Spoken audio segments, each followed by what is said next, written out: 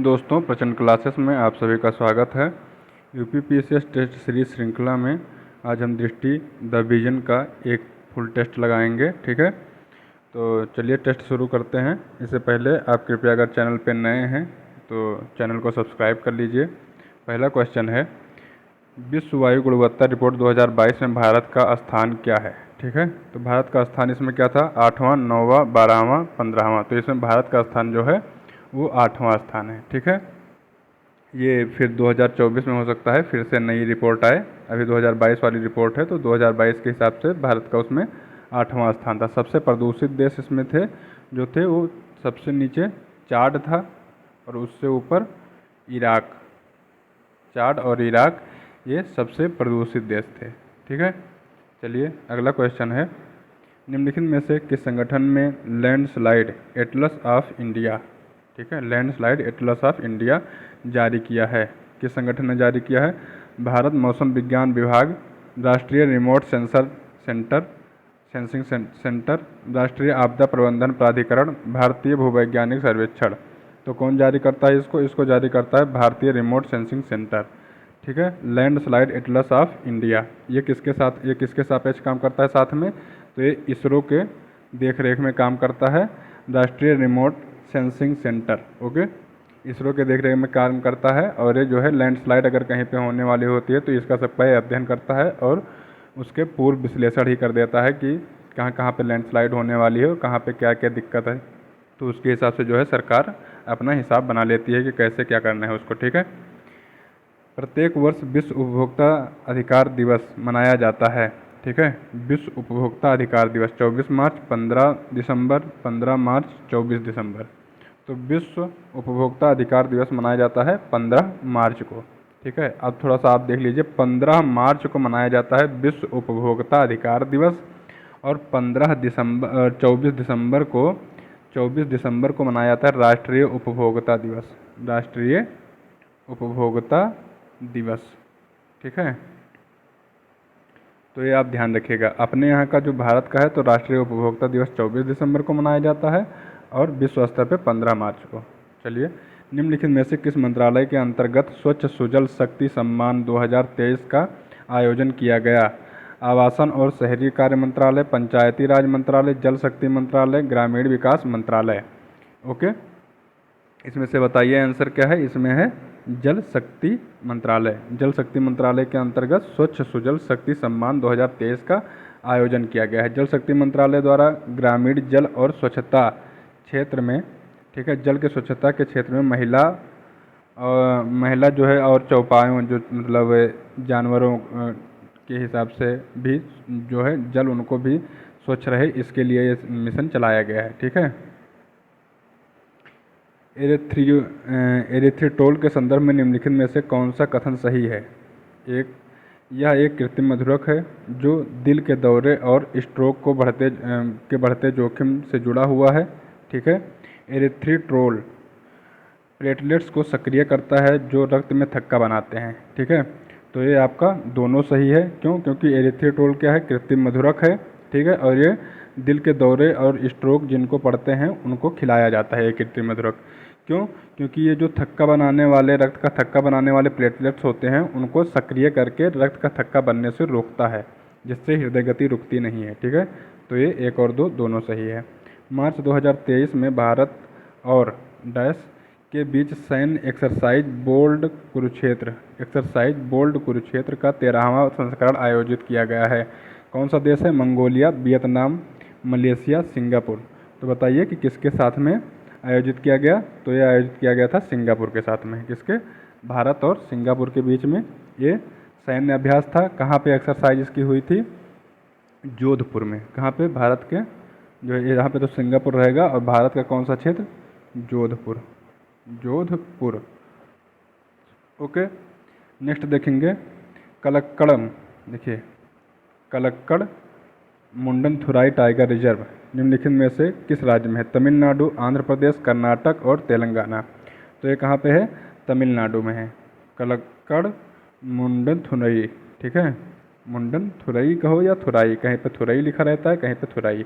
इसमें आप देख लीजिए कितने टाइगर रिजर्व हैं टोटल। तो तमिलनाडु में 5 टाइगर रिजर्व हैं उत्तर से दक्षिण इनका जो है आप क्रम देख लीजिए, क्योंकि पूछ लेता है। तो देखिए सबसे उत्तर में है सत्यमंगलम टाइगर रिजर्व।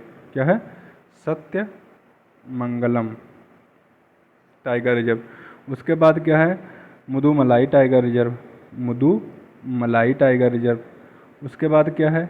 अन्नामलाई है, अन्नामलाई टाइगर रिजर्व।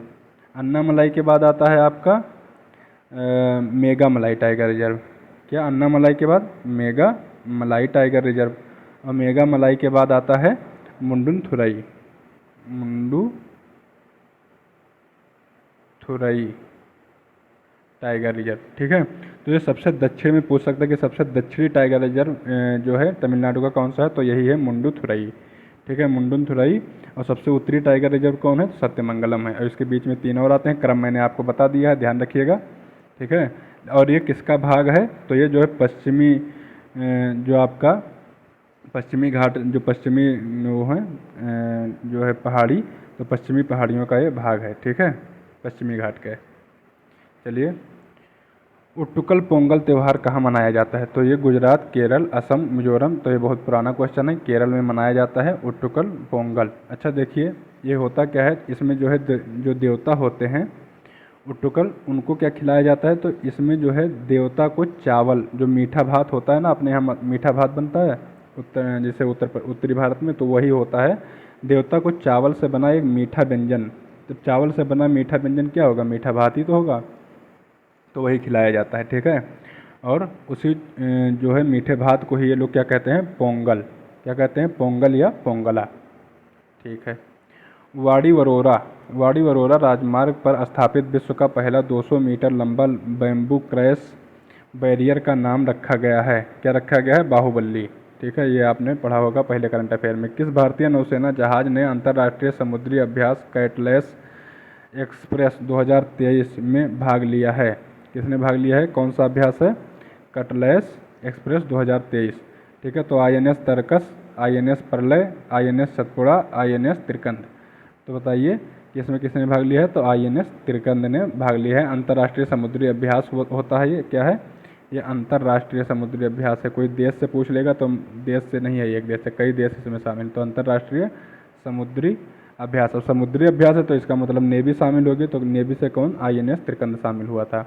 निम्नलिखित में से किसने वर्ष 2023 में एबल पुरस्कार जीता है? एबल पुरस्कार जीता है Luis Caffarelli, Dennis P Sullivan, Hillel Furstenberg या AB विंडरसन। तो किसने जीता है? लुइस कैफरेली ने जीता है। देखिए, जो एबल पुरस्कार होता है, ये जो है गणित का नोबेल पुरस्कार भी कहा जाता है। इसको गणित का नोबेल पुरस्कार भी कहा जाता है। ठीक है, एबल पुरस्कार को, इसको किसने जीता है? लुइस कैफरेली ने जीता है। निम्नलिखित में से किसने महिला विश्व मुक्केबाजी चैंपियनशिप 2023 में भारत के लिए स्वर्ण पदक जीता है? किसमें? महिला विश्व मुक्केबाजी चैंपियनशिप 2023 में निकाहत जरीन, लवलीना बोरगोहेन, मैरी कॉम, परवीना हुड्डा। तो इसमें निकाहत जरीन और लवलीना बोरगोहेन दोनों ने जीता है। तो 1 और 2 दोनों सही है। ठीक है, कौन सा घटक किसी विशेष क्षेत्र में वनस्पति पैटर्न को आकार देने में सबसे अहम भूमिका निभाता है? ठीक है, किसी विशेष क्षेत्र में क्या होता है? वनस्पति के लिए सबसे अहम घटक कौन है? क्षेत्रफल उसका, या समाज, जनसंख्या। तो देखिए, जनसंख्या, समाज और क्षेत्रफल का बहुत ज़्यादा महत्व नहीं होता। किसका? वर्षण। अगर अच्छा, वर्षण में क्या क्या आता है? तो वर्षण में वर्षा भी होती है, जो वर्षा आती है, तो इसमें वर्षा और हिमपात दोनों होता है। वर्षा प्लस हिमपात, हिमपात को भी हम वर्षण ही कहेंगे, वर्षा को तो वर्षण कहेंगे ही। ठीक है, तो ये दोनों होता है। तो ये वर्षण जो है सबसे ज़्यादा भूमिका निभाता है, जो है वनस्पतियों के बढ़ने में, फलने फूलने में। निम्नलिखित में से किसके द्वारा more than a billion reasons the urgent need to build universal social protection for children, बहुत लंबा नाम है, शीर्षक की एक रिपोर्ट जारी की गई? किसके द्वारा? ILO द्वारा, WHO, यूनिसेफ, यूनेस्को। तो बताइए कि किसके द्वारा ये रिपोर्ट जारी की गई है? ठीक है, more than a billion regions.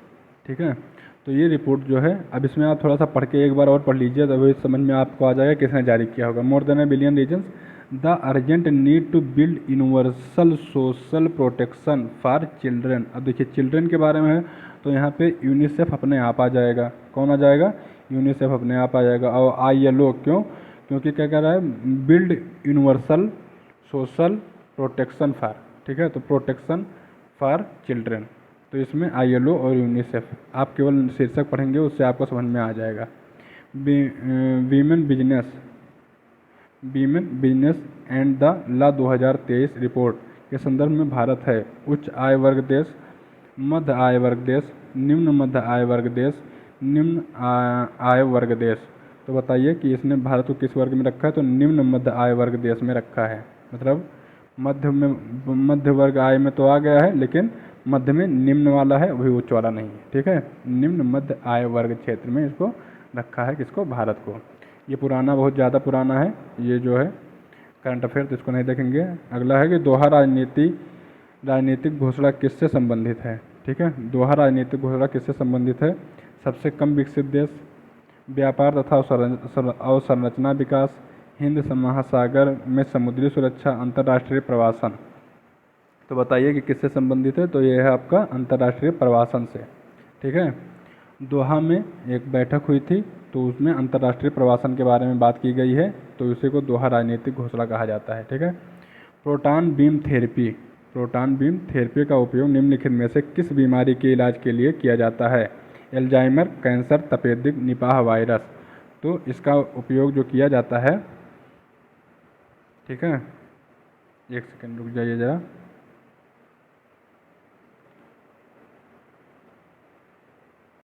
Sorry, ये 17वां क्वेश्चन आप फिर से देख लीजिए। दोहा राजनीतिक घोषणा किससे संबंधित है? तो ये हमने डी बता दिया था, ये है ए, सबसे कम विकसित देशों के लिए, ठीक है। ये क्या था कि जो है अल्प विकसित देश जो हैं वो 5वां संयुक्त राष्ट्र सम्मेलन जब हुआ था विश्व नेताओं का, तो ये कहाँ पे हुआ था? दोहा में। तो यहीं पे जो है ये संभावना एक की गई थी, इसका जो मोटिव था वो था संभावना में समृद्धि तक, संभावना से समृद्धि तक। इसको थोड़ा सा आप लिख लीजिए, संभावना से समृद्धि तक, ठीक है। ये इसका लोगो था या मोटिव था, और ये किसके लिए? सबसे कम विकसित देशों के लिए किया गया था, ठीक है, उनको ध्यान में रखा गया था। अब आइए अगले क्वेश्चन पे। प्रोटॉन बीम थेरेपी का उपयोग निम्नलिखित में से किस बीमारी के इलाज के लिए किया जाता है? ठीक है, एल्जाइमर, कैंसर, तपेदिक, निपाह वायरस।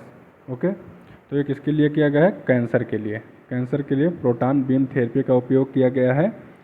और ये क्या है कि PBT जो है अंदर जाके जो कैंसर रहता है उसके जो मरे हुए सेल रहते हैं वही तो कैंसर होता है, तो उन मरे हुए सेल्स को ख़त्म करने का ये काम करता है, ठीक है, PBT। अमेजन वर्षा वनोन्मूलन का प्राथमिक कारक क्या है? ठीक है, जलवायु परिवर्तन, कृषि विस्तार, शहरीकरण, लॉगिंग। तो बताइए कि अमेजन के वर्षा वनों को जो ख़त्म किया जा रहा है उसका जो प्राथमिक कारक है, मतलब किस लिए ख़त्म किया जा रहा है? तो कृषि विस्तार के लिए। किसके लिए? कृषि विस्तार के लिए। किस कृषि के लिए? सोयाबीन की खेती बहुत तेज़ी से वहाँ पर बढ़ाई जा रही है, ठीक है। कृषि तो हर एक तरफ के बढ़ाई जा रही है, कृषि सोयाबीन की, गन्ने की, और विशेष रूप से पशुपालन के लिए, ठीक है। तो सोयाबीन की खेती, सोयाबीन, गन्ना और पशुपालन के लिए इसका जो है विनाश किया जा रहा है, किसका? अमेजन वर्षा वन का, ठीक है। वैश्विक आतंकवाद सूचकांक किसके द्वारा प्रकाशित किया गया है? Institute for economics and peace, bureau of counter terrorism USA, आतंकवाद रोध के लिए अंतर्राष्ट्रीय केंद्र, या संयुक्त राष्ट्र मानवाधिकार परिषद। तो बताइए कि ये सूचकांक किसके द्वारा दिया गया है? ये सूचकांक जो है जारी किया गया है institute for economics and peace के द्वारा। ये कई बार क्वेश्चन हम आपको लगवा चुके हैं, ठीक है, बता चुके हैं। निम्नलिखित में से किस राज्य ने इंडिया जस्टिस रिपोर्ट 2022 के में शीर्ष रैंक हासिल की है? किसमें? इंडिया जस्टिस रिपोर्ट 2022 में किस राज्य ने? कर्नाटक, तमिलनाडु, केरला, उत्तर प्रदेश। तो पहले पे कर्नाटक है, दूसरे पे तमिलनाडु है, ठीक है, तो आपका आंसर कर्नाटक होगा। इसमें किस किस चीज़ को देखा जाता है आप थोड़ा देख लीजिए कि इस जब रिपोर्ट को बनाया जाता है तो इसमें किस किस चीज़ पे ध्यान दिया जाता है। इसमें आपको पुलिस व्यवस्था देखी जाती है, पुलिस, ठीक है, और जेल, पुलिस, जेल, कानूनी सहायता जो मिलती है कैदियों को, तो कानूनी सहायता किस राज्य में अच्छी मिल रही है, और न्यायपालिका, न्यायपालिका कैसे काम कर रही है, ठीक है। तो पुलिस, जेल, जेल में क्या क्या सुविधाएं हैं, कानूनी सहायता कैसे अच्छे से मिल रही है और न्यायपालिका, इन 4 चीज़ों पे ध्यान दिया जाता है। निम्नलिखित में से किस अंतरिक्ष एजेंसी में टेम्पो मिशन लॉन्च किया गया? किसने लॉन्च किया है? नासा ने लॉन्च किया। टेम्पो का जो फुल फॉर्म है आप देख लीजिए एक बार। टेम्पो का टी से हो जाएगा ट्रोपोस्फेरिक, ई से हो जाएगा ये मिशन, ठीक है। फिर मॉनिटरिंग ऑफ पॉपुलेशन, नहीं पॉपुलेशन नहीं, पोल्यूशन और ऑर्गेनाइजेशन।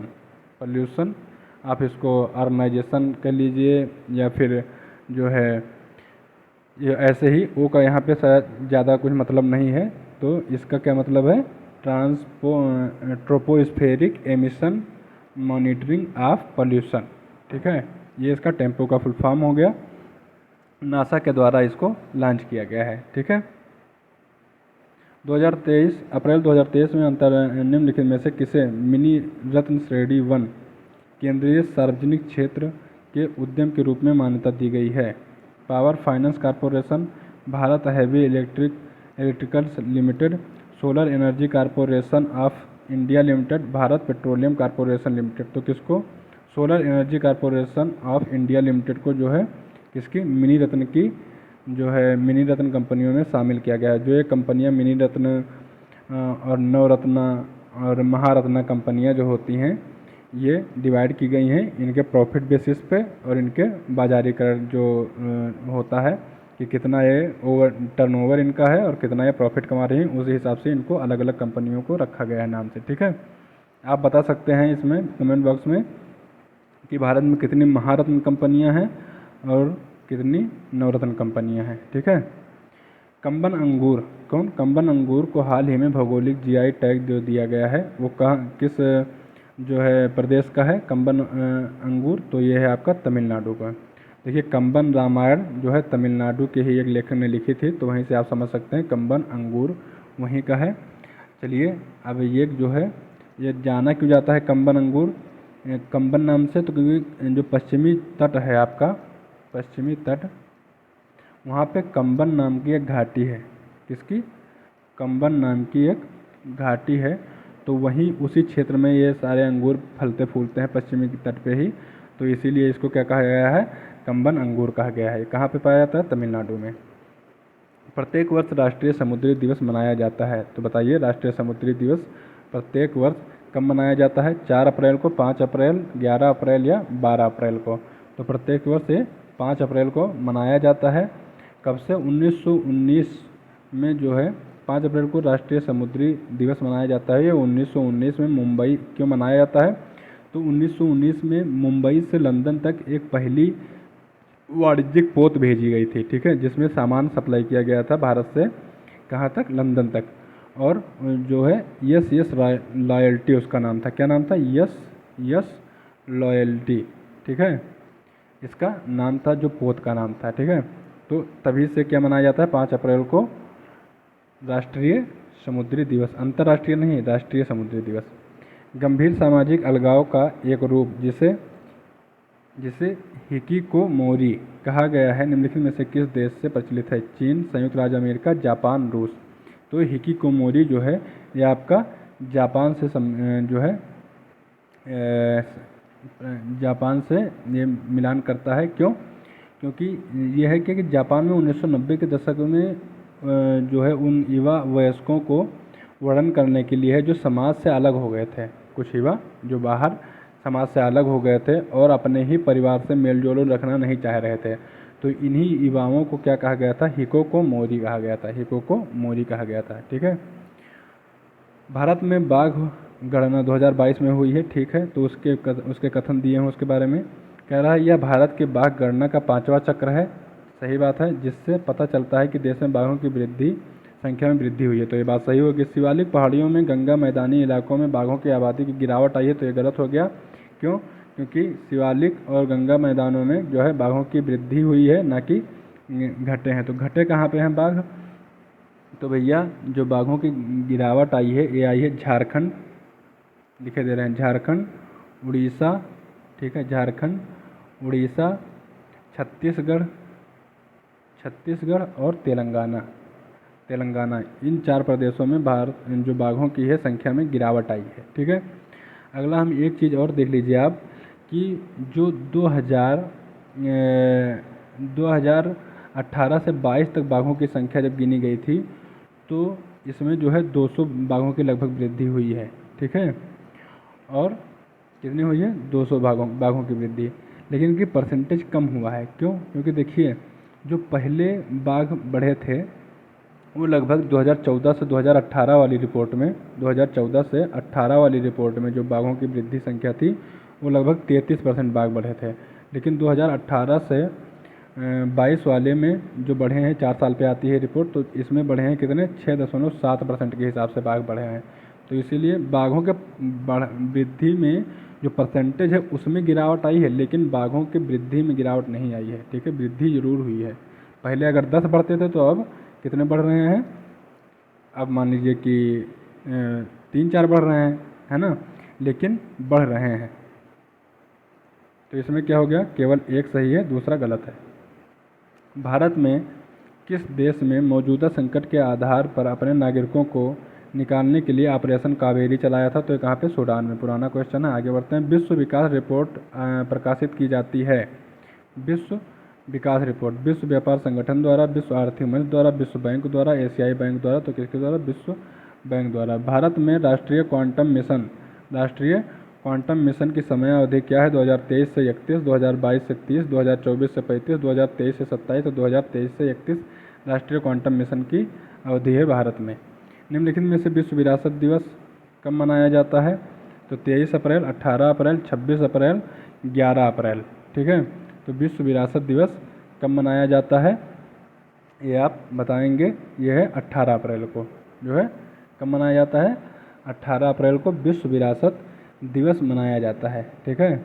कब से चालू किया गया था? तो 1982 से अंतर्राष्ट्रीय स्मारक स्थल परिषद के रूप में जो है इसको मनाया जाता है, और ये स्मारक जो है अंतर्राष्ट्रीय दिवस की घोषणा करता है। ठीक है। अंतर्राष्ट्रीय दिवस को के रूप में इसको घोषित किया गया था कब? 1982 में। 1982 में भारत में प्रथम जल निकाय जनगणना के अनुसार निम्नलिखित में से किस राज्य में जल निकायों की संख्या सर्वाधिक है? तो कहाँ पे है? उत्तर प्रदेश, सिक्किम, उड़ीसा, पश्चिम बंगाल। तो सर्वाधिक कहाँ पे है? पश्चिम बंगाल में।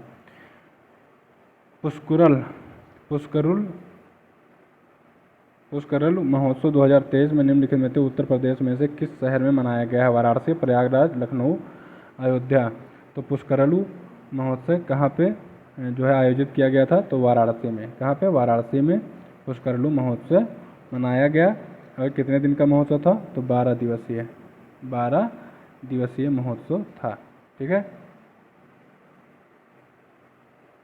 निम्नलिखित में से किस मंत्रालय द्वारा इंडिया 100 फूड स्ट्रीट इनिशिएटिव का प्रस्ताव रखा गया? किस मंत्रालय द्वारा? उपभोक्ता मामले, खाद्य सार्वजनिक वितरण मंत्रालय, स्वास्थ्य और परिवार कल्याण मंत्रालय, सूक्ष्म लघु और मध्यम उद्यम मंत्रालय। उपरोक्त में से कोई नहीं। तो किस मंत्रालय द्वारा इसको जो है इनिशिएटिव लिया गया है? स्वास्थ्य एवं परिवार कल्याण मंत्रालय द्वारा। क्या?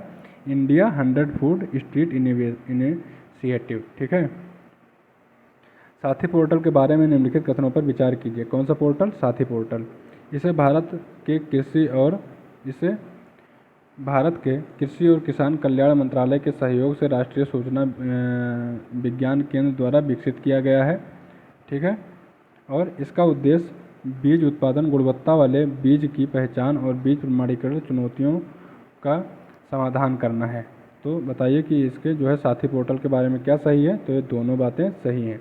इसे जो है भारत के कृषि कल्याण मंत्रालय द्वारा लिया गया है और राष्ट्रीय सूचना विज्ञान केंद्र द्वारा विकसित किया गया है। ठीक।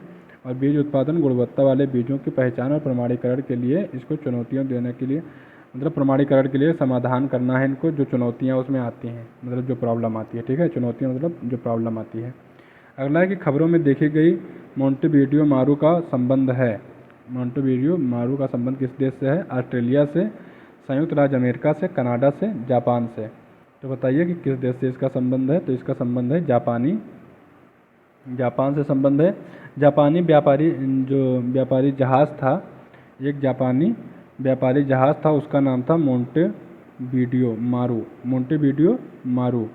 तो ये जापानी व्यापारी जहाज़ क्या कर रहा था कि जब द्वितीय विश्व युद्ध हुआ था, सेकेंड वर्ल्ड वार, तो सेकेंड वर्ल्ड वार के समय इसमें युद्ध बंदियों को ले जाते समय लगभग 1000 युद्ध बंदियों को इसमें भर दिया गया इस जहाज़ में, और इसको ये ले जाते समय क्या हुआ था, डूब गया था। ठीक है, तो इसका अभी जल्दी ही में अवशेष मिला था। ठीक, कहाँ पे? दक्षिणी चीन सागर के आसपास, दक्षिणी चीन सागर के पास आसपास इसका अवशेष मिला था, तो इसीलिए जो है न्यूज में आ गया था। क्या नाम था? मोंटेवीडियो मारू। भारत और निम्नलिखित में से किस देश ने net zero innovation virtual centre स्थापित करने की घोषणा की है? United kingdom, Denmark, Germany, Argentina. तो किसके साथ भारत ने बात किया net zero innovation virtual centre के लिए? यूनाइटेड किंगडम के साथ। मार्च 2023 में भारत ने किस देश के साथ सेमीकंडक्टर आपूर्ति श्रृंखला के लिए समझौता ज्ञापन किया है? तो ये आप जानते होंगे किसके साथ में? यूएसए के साथ, जब प्रधानमंत्री मोदी यूएसए गए थे। निम्नलिखित में से कौन सी भारत में उगाई जाने वाली रेशे की प्रमुख फसलें हैं? प्राकृतिक रूस, जूट, कपास, कपाट और मोटे अनाज। तो देखिए, जो क्या किसके लिए पूछा है? रेशे वाली फसलें। तो देखिए, प्राकृतिक रेशम में रेशा है, जूट में रेशा है, कपास में, मोटे अनाज में रेशा नहीं होता है। ठीक है, तो 1, 2, 3।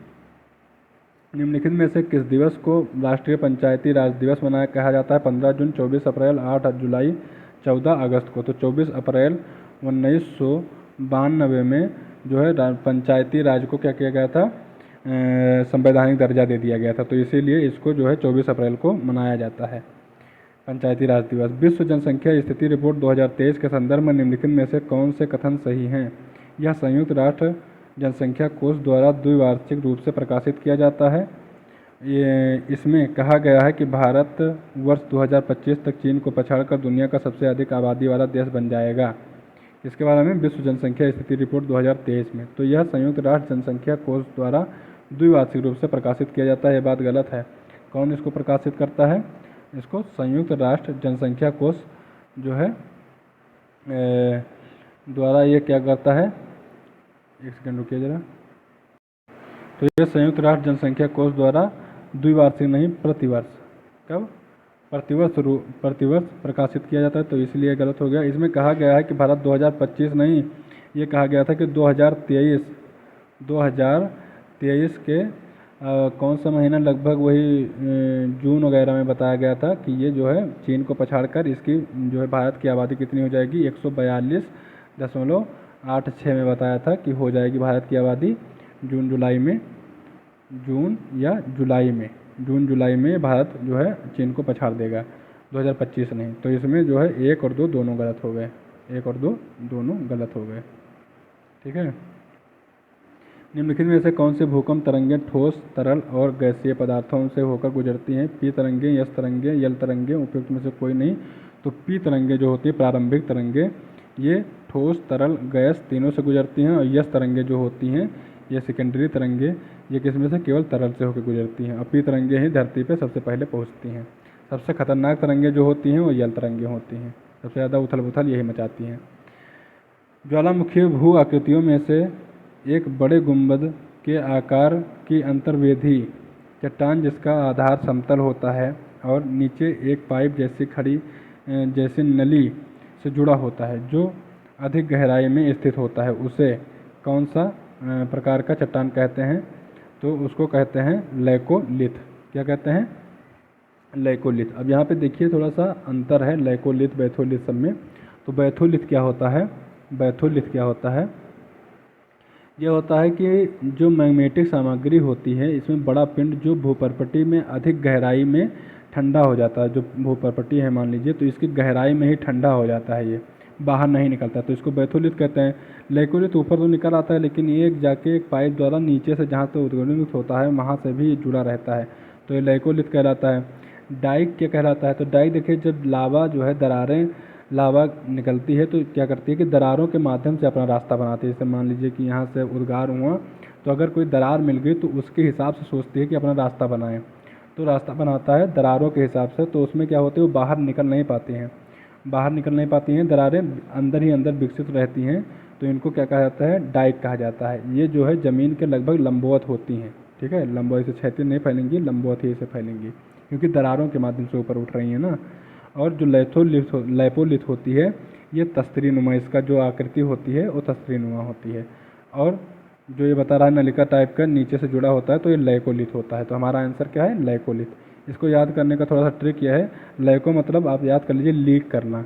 तो हम कोई चीज़ अगर लीक कर रही है तो किसके पाइप द्वारा लीक करेगी, तो इसमें जैसे पाइप जैसी नलिका जुड़ा होती है लैकोलिथ में। ठीक, बाकी आप देख लीजिएगा। विवर्तनिक प्लेटों के बारे में निम्नलिखित कथनों पर विचार कीजिए। अपसारी सीमाएं कौन सी प्लेटें?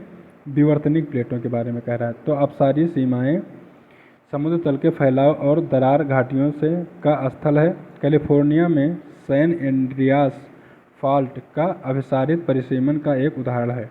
तो इसमें क्या है, इसमें आप ये देख लीजिए कि अपसारी सीमाएं जो होती हैं ये समुद्र तल के फैलाव और दरार घाटियों में स्थल होती हैं। तो ये सही है। अपसारी सीमाएं होती क्या, पृथ्वी जो घूम रही है तो जब कोई दो स्थलखंड है पृथ्वी के वो अलग होने लगते हैं, ये किधर जाने लगा, एक इधर जाने लगा, तो क्या होते हैं वो अपसारी जो है दरार घाटियाँ कहलाती हैं। तो ये सही है। लेकिन जो कैलिफोर्निया सैन एंड्रियास फॉल्ट है ये जो है अपसारी दरार घाटियों की वजह से नहीं है। ये कैलिफोर्निया सैन एंड्रियास फॉल्ट जो है ये किसकी उदाहरण है? किसका? ये रूपांतरण परिसीमा का। किसका उदाहरण है? रूपांतरण परिसीमा का उदाहरण है। परिसीमा का उदाहरण है। ठीक है, तो इसमें एक सही है, दूसरा गलत है। ध्रुवीय पलायन बल का संबंध किससे है? तो ज्वार, चुंबकीय क्षेत्र, गुरुत्वाकर्षण और पृथ्वी का परिभ्रमण। तो किससे है? यह पृथ्वी का परिभ्रमण से। देखिए पृथ्वी जो है बिल्कुल गोल आकृति की नहीं है। ठीक है, आप जानते हैं कि विषुवत रेखा पर इसकी मोटाई ज़्यादा है, मतलब ये ज़्यादा विषुवत रेखा पर ज़्यादा है। और ध्रुवों पे ऐसे जब देखते हैं लंबाई चौड़ाई, तो ध्रुवों से ये नॉर्थ पोल से साउथ पोल की जो है अगर व्यास हम नापेंगे तो ये कम ठहरेगा। और अगर इसको हम जो है विषुवत रेखा पे देख रहे हैं तो ये ज़्यादा निकलेगा। क्यों? क्योंकि ये विषुवत रेखा पर इसकी मोटाई ज़्यादा है। ओके, अब ज़्यादा क्यों होगी? क्योंकि ये जो घूम रही है तो इस पर अपकेंद्रीय बल लग रहा है। अपकेंद्रीय बल किधर लगता है? बाहर की तरफ लगता है। तो बाहर की तरफ जो अपकेंद्रीय बल लगेगा तो अपकेंद्रीय बल ध्रुवों पर कम लगेगा, ज़्यादा किस पे लगेगा? विषुवत रेखा पे। तो उसी वजह से ये फैलती जा रही है धीरे धीरे। ओके, तो इसी वजह से क्या है, इसमें प्रभाव किसका पड़ रहा है? पृथ्वी के परिभ्रमण, पृथ्वी का परिभ्रमण हो रहा है इसीलिए। ठीक है, ये जो है ध्रुवीय पलायन का संबंध इसी से है, पृथ्वी के परिभ्रमण से। भूपर्पटी के प्रमुख तत्वों को उनके भार के अनुसार आरोही क्रम में दिखाना है कि भूपर्पटी पे कौन कौन से तत्व जो हैं अधिक मात्रा में पाए जाते हैं।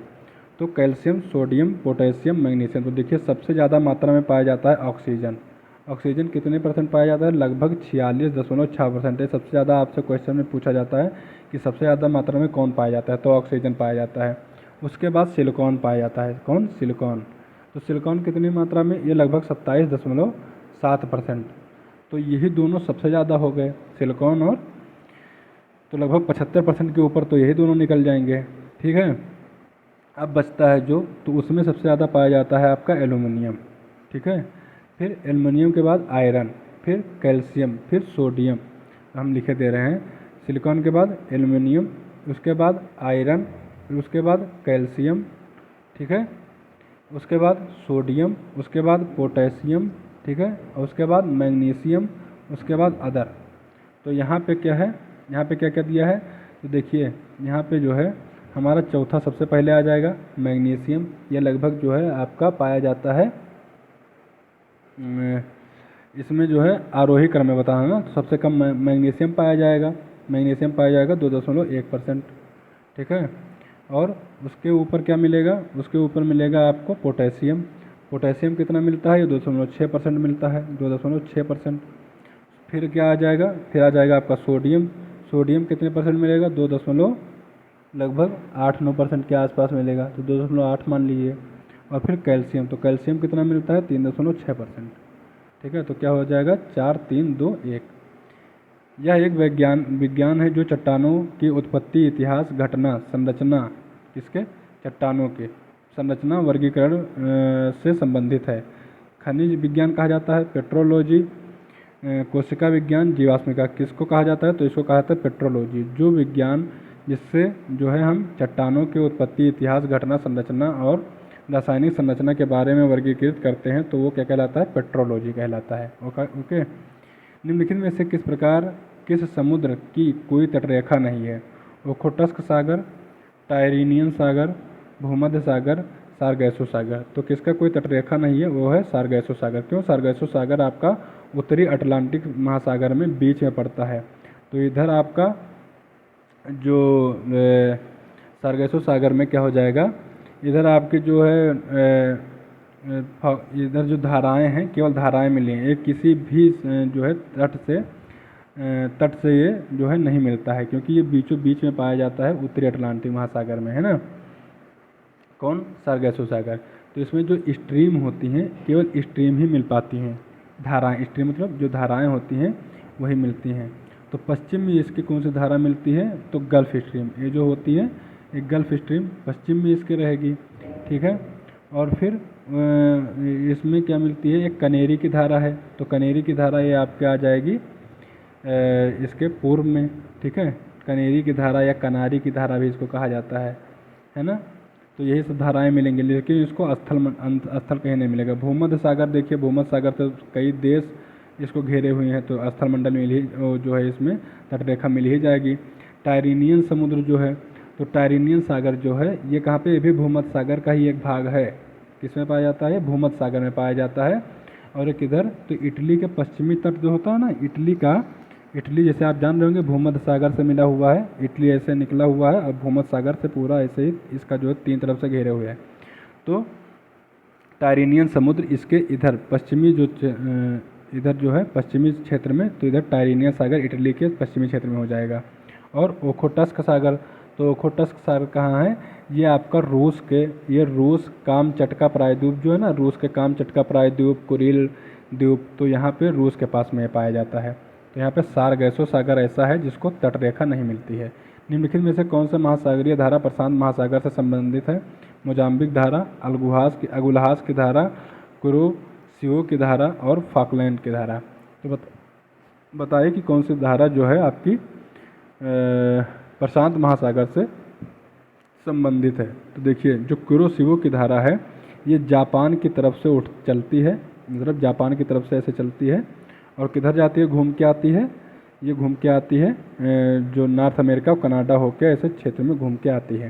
तो ये प्रशांत महासागर में कुरोशिओ की धारा बहती है। अगुलहास कहाँ बहता है? मोजाम्बिक कहाँ बहता है? तो ये आप बताएंगे। तो अगुलहास हिंद महासागर में बहता है। कहाँ पे? हिंद महासागर में, ठीक है। मोजाम्बिक की धारा कहाँ बहती है? तो भैया जो है मोजाम्बिक की धारा जो है ये भी हिंद महासागर में ही है ना। फॉकलैंड की धारा कहाँ है? तो फॉकलैंड की धारा आपका दक्षिणी अटलांटिक महासागर में है, साउथ अटलांटिक महासागर में, है ना। तो ये सब हो गया। चलिए अगला है, इसमें से ठंडी धाराएं हैं ना, फॉकलैंड की धारा ठंडी है, मोजाम्बिक की धारा, तो मोजाम्बिक की धारा में जो है गर्म है, अगुलहास की धारा ये भी गर्म है, ठीक है। तो ये सब गर्म है और कुरोशिओ की धारा ये भी आपका गर्म धारा ही है। चलिए ये सब सारी गर्म है। निम्नलिखित में से कौन सी मरुस्थल एशिया महाद्वीप में स्थित नहीं है? रूब अल खली मरुस्थल, गोबी मरुस्थल, अरब का मरुस्थल, कालाहारी मरुस्थल। तो बताइए कौन सा मरुस्थल जो है आपका एशिया महाद्वीप में नहीं है? तो ये जो है कालाहारी मरुस्थल। कालाहारी मरुस्थल ये विश्व का जो है रेत का जो है गर्म मरुस्थल है और ये कहाँ पे है? तो ये दक्षिणी अफ्रीका में। कहाँ पे? दक्षिणी अफ्रीका में। कौन कौन से देश हैं? तो दक्षिणी अफ्रीका है और ये सबसे ज़्यादा जो फैला हुआ है ये बोत्सवाना में, सबसे ज़्यादा बोत्सवाना। कुछ भाग इसका जो है नामीबिया में भी है।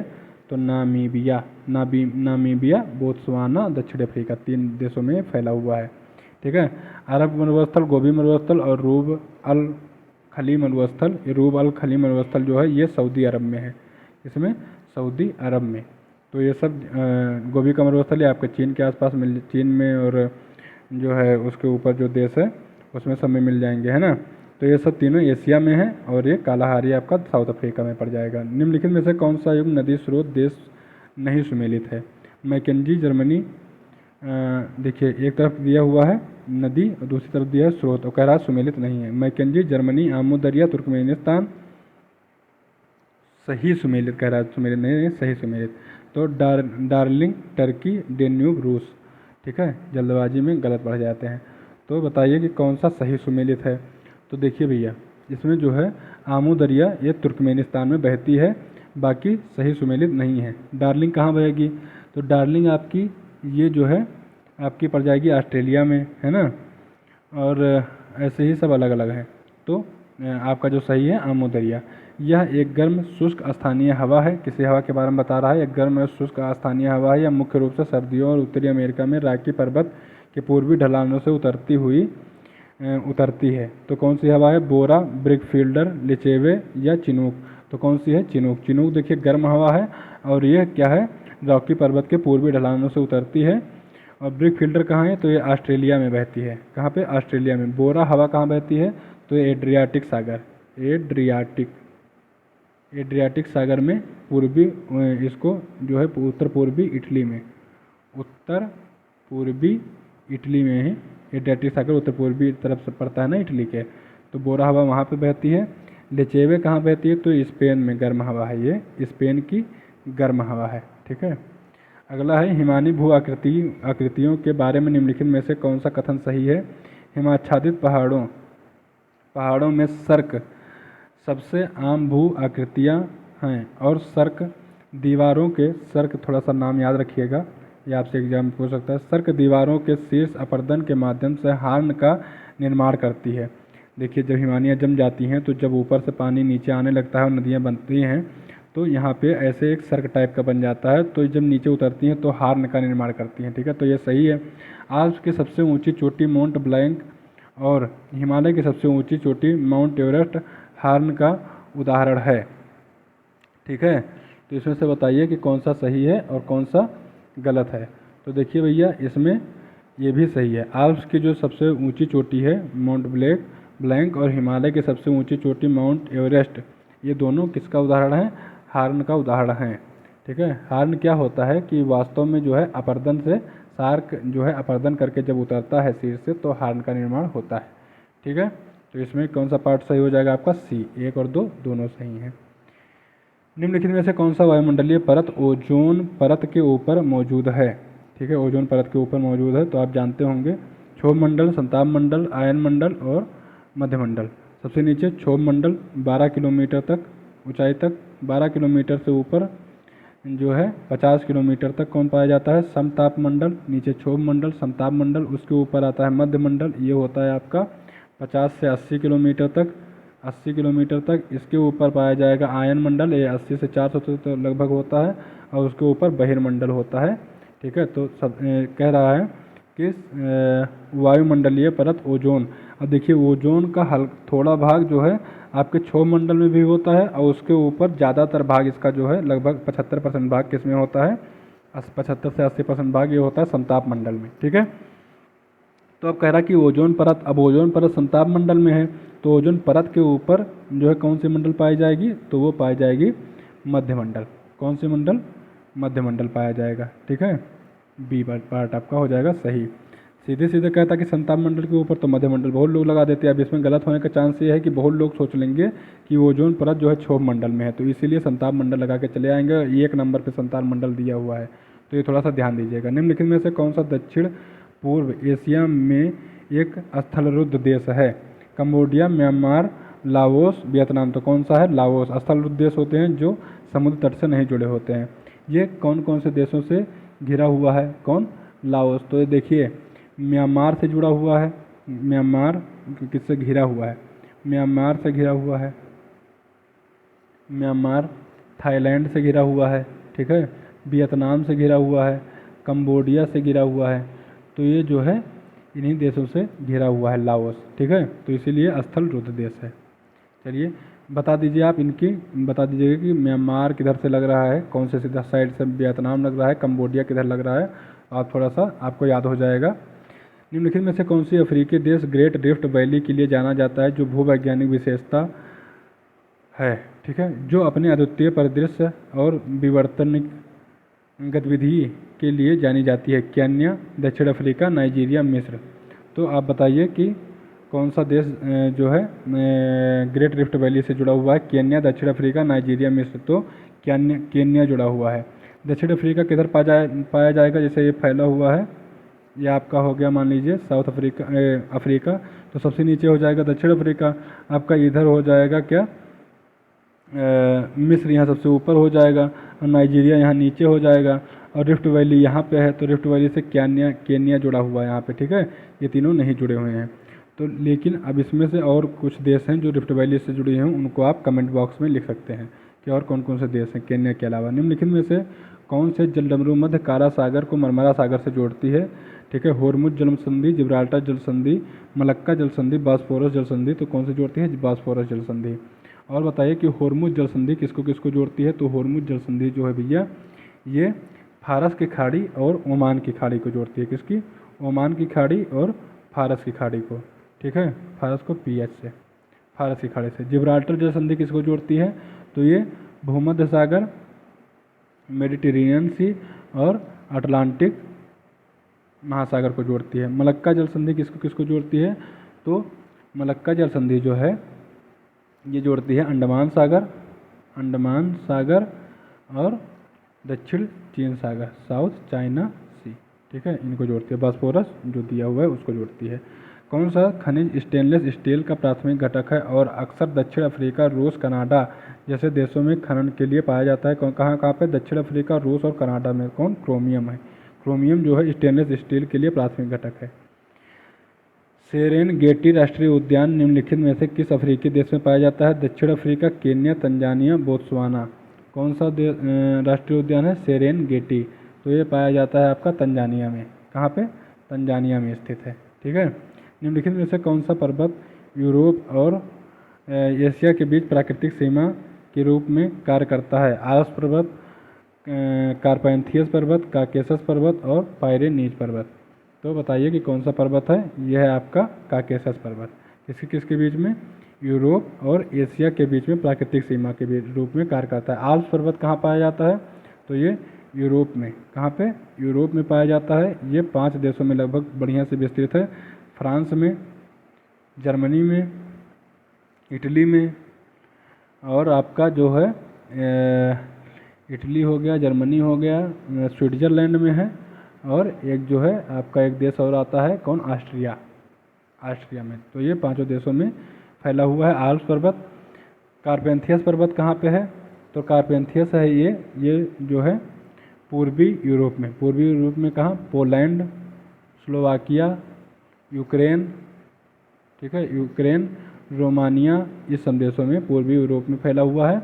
और पायरेनीज कहाँ है, तो ये स्पेन और फ्रांस की जो है, स्पेन नीचे, फ्रांस ऊपर, इसका जो है सीमा बनाता है, प्राकृतिक सीमा, ठीक है। तो आंसर हमारा है काकेशस पर्वत, ठीक। अगला क्वेश्चन देखेंगे, वह पर्वत जो अफ्रीका की उत्तरी तटरेखा को सहारा रेगिस्तान से अलग करता है। तो ये बताइए कौन सा पर्वत है, एटलस पर्वत, अपलेशियन पर्वत, यूराल पर्वत, इनमें से कोई नहीं। तो देखिए अपलेशियन पर्वत कहाँ पे पाया जाता है, तो ये हो गया आपका नॉर्थ अमेरिका में, ठीक है। अपलेशियन पर्वत कहाँ पे, नॉर्थ अमेरिका में पाया जाता है, नॉर्थ अमेरिका में पूर्वी भाग में, ठीक है। यूराल पर्वत कहाँ पाया जाता है, तो ये हो जाएगा आपका अमेरिका, यूरोप और एशिया को अलग करता है, रूस में मिलेगा, ठीक है। तो आपका जो आंसर है वो है एटलस पर्वत। एटलस पर्वत क्या करता है, अफ्रीका और उत्तरी तटरेखा को सहारा से अलग करता है। कौन सी प्राइमेट प्रजाति मेडागास्कर के स्थानिक और अपने विशिष्ट बड़ी आँखों रात में व्यवहार के लिए जानी जाती है। तो बताइए कौन सी प्रजाति है जो मेडागास्कर में है और अपनी आँख के लिए रात में व्यवहार के लिए जानी जाती है, तो यह है लेमुर। कौन सी प्रजाति है, इसका नाम है लेमुर, ठीक है। तो लेमुर प्राइमेट, क्या नाम है, लेमुर प्राइमेट, लेमुर प्राइमेट, ये जो है मेडागास्कर में पाया जाता है। निम्नलिखित में से कौन सा युग उष्णकटिबंधीय चक्रवात क्षेत्र का नाम है, उष्णकटिबंधीय चक्रवात क्षेत्र का नाम है। इसमें से बताना है कि ये एक तरफ उष्णकटिबंधीय चक्रवात दिया हुआ, एक तरफ क्षेत्र दिया हुआ है, तो कैसा कौन सा सही है। हरिकेन, पश्चिमी प्रशांत और दक्षिणी चीन सागर, बिली विलीज, पश्चिमी ऑस्ट्रेलिया, टाइफून, हिंद महासागर, चक्रवात, अटलांटिक महासागर। तो बताइए कि कौन सा सुमेलित है। तो इसमें से भैया जो सुमेलित है वो है बिली विलीज। बिली विलीज कहाँ पे आती है, पश्चिमी ऑस्ट्रेलिया में आती है। हरिकेन कहाँ पे आती है, तो हरिकेन जो है आपको मिल जाएगी अटलांटिक महासागर में। हरिकेन कहाँ मिल जाएगी, अटलांटिक महासागर में। चक्रवात कहाँ मिलेगा, तो चक्रवात आपको जो है प्रशांत जो है हिंद महासागर में मिलेगा, है ना। हिंद महासागर में आपको चक्रवात मिलेगा। और टाइफून कहाँ मिलेगा, तो टाइफून आपको मिलेगा पश्चिमी प्रशांत महासागर पश्चिमी प्रशांत और दक्षिणी चीन सागर में। ठीक, तो ये हो गया आपका मिलान। बिली विलेज कहाँ पे? ऑस्ट्रेलिया में। निम्नलिखित युग्मों में से कौन सा सही है? बैकाल झील, एक तरफ झील दिया हुआ है और दूसरी तरफ महाद्वीप दिए हैं, सही बताना है कौन सा है। बैकाल झील ऑस्ट्रेलिया, लेक आयर उत्तरी अमेरिका, सुपीरियर झील एशिया और टिटिकाका झील दक्षिणी अमेरिका। तो कौन सा सही है? टिटिकाका झील दक्षिणी अमेरिका में पाई जाती है। ठीक है, बैकाल झील कहाँ पे है? तो बैकाल झील ये आपकी है मध्य एशिया में। कहाँ पे? मध्य एशिया में। ठीक है, सबसे गहरी झील है विश्व की। लेक आयर कहाँ पे है? तो लेक आयर ऑस्ट्रेलिया में है। कौन से देश में? ऑस्ट्रेलिया में। ठीक है, लेक आयर है। सुपीरियर झील कहाँ पे है? तो मीठे पानी की सबसे बड़ी झील है, ये कहाँ पे है? अमेरिका में। अमेरिका में। ठीक है, टिटिकाका झील कहाँ पे है? दक्षिणी अमेरिका। सोलोमन द्वीप निम्नलिखित में से किस क्षेत्र में स्थित है? उत्तर, देखिए, उत्तर पूर्वी प्रशांत महासागर, दक्षिण पश्चिमी प्रशांत महासागर, उत्तरी अटलांटिक महासागर, हिंद महासागर। तो बताइए सोलोमन द्वीप कहाँ पे है? तो ये दक्षिणी प्रशांत महासागर में है। ठीक है, कहाँ पे? दक्षिणी प्रशांत महासागर में है। ओके, इसका विश्लेषण ये है, देखिए आपका जो इंडोनेशिया ऐसे फैला हुआ है द्वीप में अलग अलग, तो इसके बगल में जहाँ पे ख़त्म होता है वहाँ पे है पापुआ न्यू गिनी। एक देश है पापुआ न्यू गिनी, जहाँ जोन से प्रधान जो राष्ट्रपति जो है मोदी जी जब गए थे तो पैर छुए थे, बहुत ज़्यादा उसमें आ गए थे न्यूज़ में। तो वही देश है, क्या नाम है? Papua New Guinea. ठीक है, इसी के जस्ट बगल, इसी के बगल में, मतलब बिल्कुल मिलता हुआ नहीं है, काफ़ी दूरी पे है, इसके बगल में है सोलोमन आइसलैंड। सोलोमन आइसलैंड इसी के बगल में है। किधर आपको मिलेगा? ये आपको मिल जाएगा पूर्वी तरफ। ठीक है, पूर्वी तरफ मिल जाएगा। और इसी के नीचे न्यू कैलिडोनिया है। क्या है? न्यू कैलिडोनिया है, जिस पे फ्रांस का अधिकार है। तो आपसे ये सब द्वीप पूछ सकता है कि कहाँ कहाँ पे कौन है, थोड़ा इसीलिए हम बता दे रहे हैं मैप के द्वारा कि आपको याद रहे। पूर्वी क्षेत्र में पापुआ न्यू गिनी के पूर्व में मिलेगा आपको सोलोमन आइसलैंड। सोलोमन आइसलैंड के नीचे मतलब दक्षिणी क्षेत्र में मिलेगा आपको न्यू कैलिडोनिया। इधर दक्षिण पूर्व में मिलेगा फिजी। ठीक है, और तुवालू, इसी के और पूर्व में जाओगे तो तुवालू मिलेगा। ठीक है, तो ये सब बहुत फेमस है और बहुत बार पूछा जाता है, इसीलिए मैंने बता दिया। माउंट एरो ज्वालामुखी किस देश की है? तो माउंट एसो ज्वालामुखी किस देश की है? ये है जापान की। एसो ज्वालामुखी जो है क्यूशू के क्षेत्र जो है, इसका केंद्र कहाँ है? क्यूशू इसका एक आइलैंड है जो जापान का, तो क्यूशू आइलैंड पर यह है। सक्रिय ज्वालामुखी है। 2021 में भी ये सक्रिय हुई थी, उससे पहले 2016 में ये सक्रिय थी। ठीक है, तो अभी भी ये सक्रिय है। पोठवार पठार निम्नलिखित में से किस देश में है? Burma, Uzbekistan, Pakistan, Laos. तो कहाँ पे है? पाकिस्तान में है। कौन सा पठार? पोठवार पठार। ठीक है, यह पाकिस्तान के उत्तर पूर्वी भाग में है। पाकिस्तान जैसे ये है तो ये इसके उत्तर पूर्वी भाग में है, तो उत्तर पूर्वी भाग यहाँ पे है। ठीक है, पोठवार पठार। ठीक है, सियरा नेवादा रेंज एक उदाहरण है। सियरा नेवादा अवशिष्ट पर्वत का, वलित पर्वत का, गुंबदाकार पर्वत का, ब्लॉक पर्वत। ब्लॉक पर्वत कैसे किसके हैं? जिसका निर्माण भूपर्पटी में प्राकृतिक दोषों के कारण जब होता है तो वो पर्वत क्या कहलाता है? ब्लॉक पर्वत। तो सियरा नेवादा रेंज जो है किसका उदाहरण है? तो ये ब्लॉक पर्वत का उदाहरण है। ठीक है,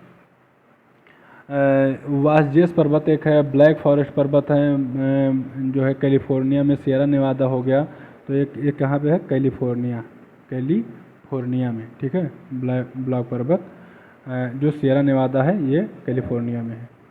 अब ब्लॉक पर्वत का उदाहरण है। मेकांग नदी निम्नलिखित में से किस सागर से गिरती है? दक्षिण चीन सागर, अंडमान सागर, बेरिंग सागर, मरमरा सागर। तो बताइए कि मेकांग नदी किस में गिरती है? तो दक्षिण चीन सागर में गिरती है। कितने देशों से होकर बहती है? तो 6 देशों से होकर बहती है मेकांग नदी। कौन कौन से देश हैं? वियतनाम है। ठीक है, वियतनाम हो गया। ठीक है, 6 देशों से मिलकर बहती है। ठीक है, म्यांमार हो गया, लाओस हो गया, और मैं बता दे रहा हूँ, देखिए चीन में बहती है, फिर आपका म्यांमार में बहेगी। ठीक है, वियतनाम, तो वियतनाम में नहीं, ये लाओस में बहेगी। ठीक है, और लाओस में बहेगी। नीचे उसके जो है चाइना, कंबोडिया। ठीक है, कंबोडिया, वियतनाम। ठीक है, तो ये इतने में बहती है। ठीक है, चलिए, ये हो गया आपका 6 देशों में, ठीक है। और ये क्या करती है कि म्यांमार और लाओस के बीच तथा लाओस और थाईलैंड के बीच क्या बनाती है, सीमा भी बनाती है, ठीक। अगला है कि ग्रैंड कैनियन उदाहरण है, किसका उदाहरण है, परत अपर्दन का, अवनालिका अपर्दन का, ठीक है, धारा तट अपर्दन का, बूंद अपर्दन का। ग्रैंड कैनियन, तो ग्रैंड कैनियन आप पहले बताइए कि पाया कहाँ पे जाता है, तो कोलोराडो नदी से बना हुआ है ग्रैंड कैनियन। ये जो है अवनालिका अपर्दन का जो है उदाहरण है।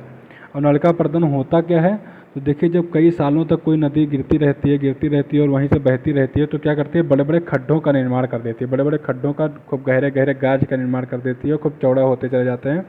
तो यही जो अपर्दन होते हैं, तो इसी से ग्रैंड कैनियन बना हुआ है, तो इसी अपर्दन को क्या कहा जाता है, अवनालिका अपर्दन कहा जाता है।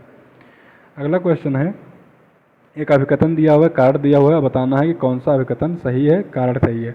उपोष्णकटिबंधीय जलवायु पूरे उत्तरी यूरेशिया में 50 डिग्री से 70 डिग्री एशिया अक्षांशों में पाया जाता है, तो ये सही है। 50 डिग्री से 70 डिग्री के बीच में क्या पाया जाता है, उपोष्णकटिबंधीय जलवायु।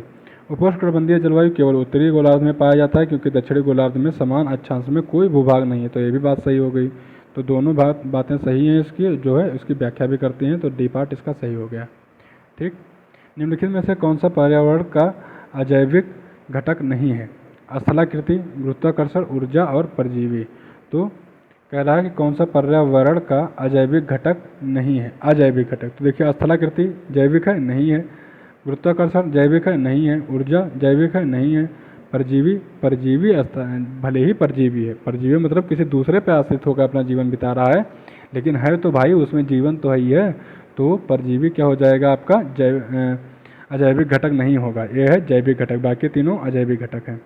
अगला है, निम्नलिखित में से कौन सा पारिस्थितिक संगठन का क्रम है, नीचे से ऊपर तक पारिस्थितिक संगठन कैसे बनता है ये बताइए। तो पहले जनसंख्या, फिर पारिस्थितिकी तंत्र, फिर समुदाय, जीवमंडल, बायोम, या बी में लिखा हुआ है समुदाय, जनसंख्या, पारिस्थितिकी तंत्र, जीवमंडल, बायोम, जनसंख्या, समुदाय, पारिस्थितिकी तंत्र, बायोम, जीवमंडल, या समुदाय, जीवमंडल, समुदाय, जनसंख्या, जीवमंडल, पारिस्थितिकी तंत्र, बायोम।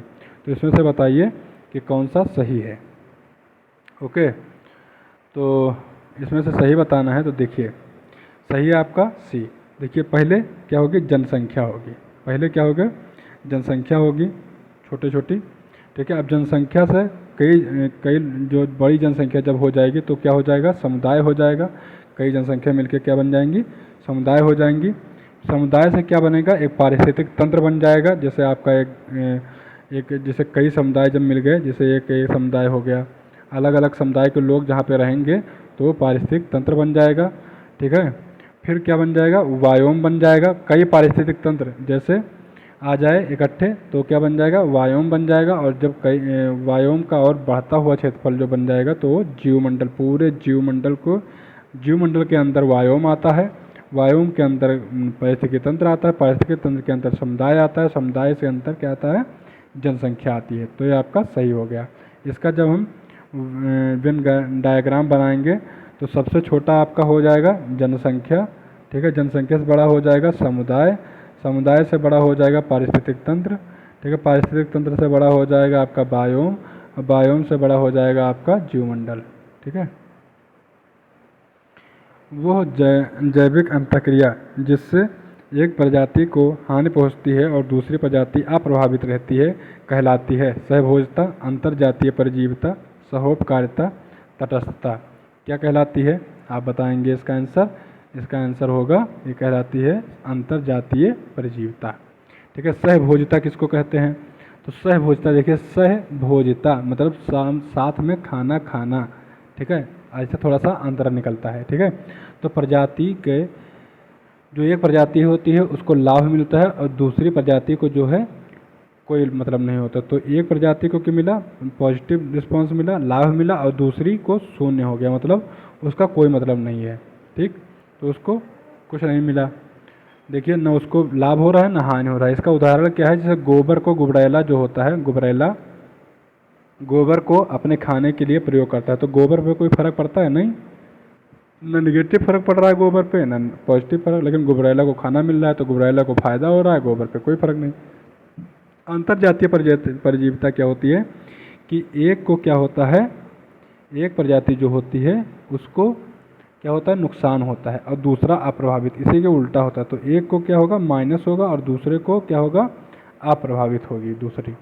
इसका क्या उदाहरण है, तो इसका उदाहरण एक ये है कि पेड़ के एक छोटे पौधे को बड़ा पेड़ जो होता है वो अपना छाया दे देता है, जैसे छोटा पेड़ लगा हुआ है और इसके आगे बहुत बड़ा विशाल पेड़, तो इसकी छाया इसी पड़ रही है, तो ये ज़्यादा विकास नहीं होगा। तो देखिए बड़े पेड़ पे तो कोई मतलब नहीं है, इस पर तो कोई हरफ नहीं पड़ रहा है, लेकिन इसको जो है नुकसान हो रहा है। तो ये क्या हो गया, अंतर्जीविता परजीविता होगी।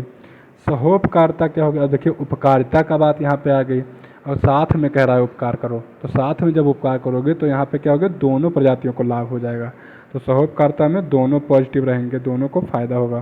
तटस्थता क्या होता है, इसमें किसी भी प्रजाति को कोई शुद्ध लाभ या हानि नहीं होती, न लाभ होता है न हानि, मतलब लगभग तटस्थ जैसे थे वैसे बने रहते हैं।